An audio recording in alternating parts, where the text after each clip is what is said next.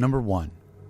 We were told not to whistle at night, but we were teenagers and often did stuff we'd been warned about.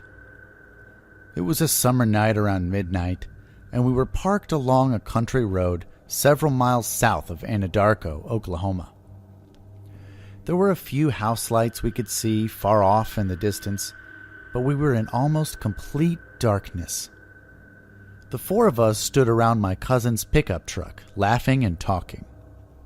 The only other sound we could hear was the truck radio, which was turned up loud. "Hey, remember they used to tell us not to whistle at night?" I asked. "Yeah," my friend said, "but I'll whistle right now." He whistled the first 5 notes to the song "Whistle While You Work." We were quiet for a bit, and he did it again. "Hey, did you hear that?" my cousin asked. We went to the cab and turned the radio down. "Whistle again." Our friend whistled the tune again.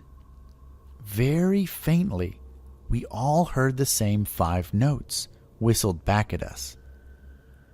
"Whoa, what the hell? Do it again."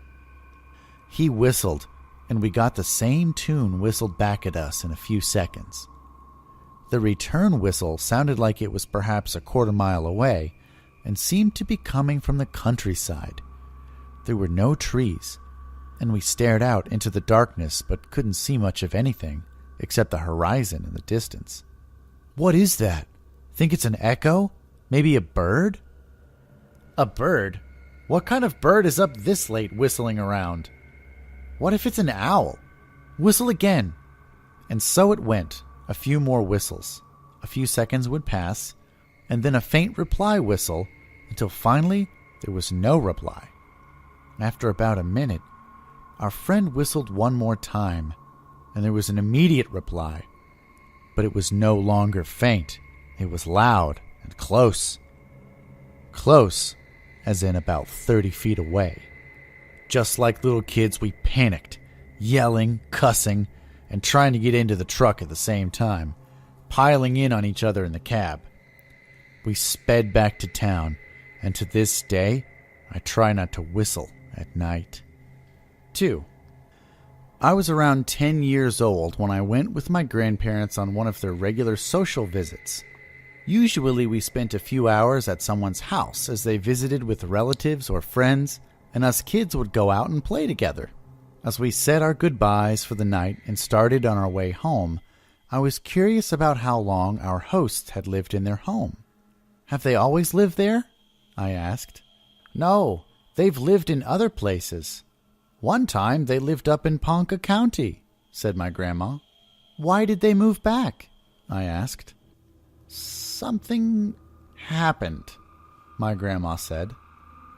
"What happened?" I asked. My grandma was quiet for a little while as she drove. She shot a quick glance over at my grandpa, but he kept looking straight ahead. So my grandpa told me. It was just the husband, wife, and one child who lived together out in the country. There weren't many people who lived around them, but they lived next to an older, abandoned building. My grandmother said the old building was supposed to have been an old-time clinic, hospital, or maybe even a mortuary. No one was ever certain. But late at night, the husband and wife thought they could hear voices coming from the building.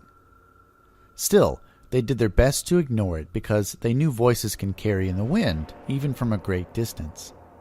One day the wife was very sick and spent most of the day in bed upstairs. Her husband made the evening meal for the family and called down for her to come eat. She was still very sick and had no appetite, so she told him she was going to continue sleeping. As she was laying there listening to the voices of her husband and son drifting up from downstairs, she thought she heard a short laugh.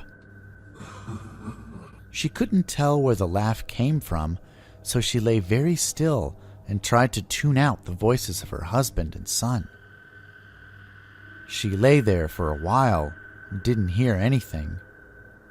Her legs felt really warm, so to cool down, she pulled the blanket up, exposing her lower legs, and that's when she felt it. She said it felt like a cold hand firmly grabbing one of her ankles. She instinctively kicked at it, and there was nothing there. She sat up and looked around, but there was no one else in the room.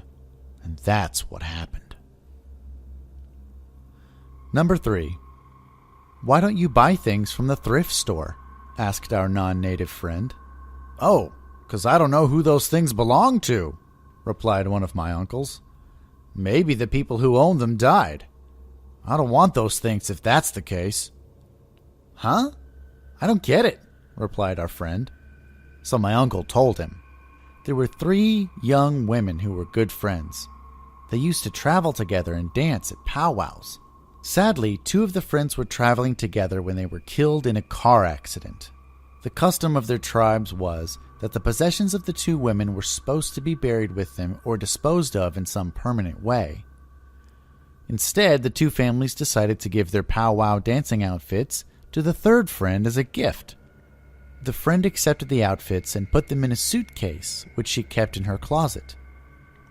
Soon after this, one of the families got a phone call from the friend. She was crying and hysterical. She told the family to come pick up the belongings immediately. One of the family members went to the friend's place to find out what happened. The friend was calm, but still upset when she spoke about the night before. In the middle of the night, she woke from a dream in which strange noises were coming from somewhere in her room. She didn't fully open her eyes and continued to lay on her side, facing away from the closet as she drifted back to sleep. It was quiet. As she was going back to sleep, she heard the noise again. What she heard was whispering, coming from inside her room. She sat straight up and looked towards the closet where the whispers were coming from. The closet door was open, and from the streetlights outside, she could see her 2 deceased friends kneeling beside the suitcase of their belongings, running their hands over it. They both looked up at her and disappeared. So that's why I don't take things when I don't know where they came from, explained my uncle. 4.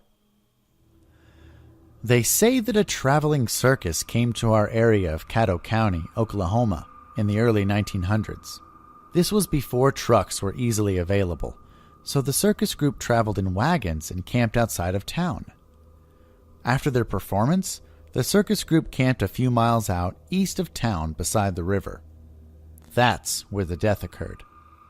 No one's sure what happened. All they know is that one of the clowns drowned in the river, right there in the woods by the Indian Road. They say the clown is still there in the woods. Some people have seen him. My buddy's uncle said he was walking in the area with some friends around dusk. They weren't paying too much attention to their surroundings, as they were visiting and laughing while strolling on their way. Something in the woods caught their attention. Maybe a movement, a noise. No one can say what it was, but they all looked in the same direction. What they saw was the clown. He was waving and smiling at them. It's said that's what he does.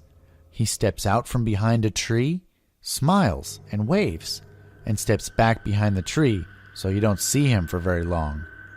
But you know he's there, somewhere in the woods. Another relative said they saw the clown, but he wasn't in the trees. The relative was driving to check on one of the old home places in the area. The old home places are old family homes that no one lives in anymore, but every now and then someone will go out to check on them or temporarily move into them. As the relative and his passengers drove down the long dirt road driveway at dusk, they noticed a figure standing on the porch. They were puzzled, because there was no car parked anywhere in front of the old home place. Getting closer, the driver slammed on the brakes when he could clearly see the figure. It was the clown, standing on the porch of the old home. The clown waved at the driver and his passengers, smiled, then turned around and walked into the house.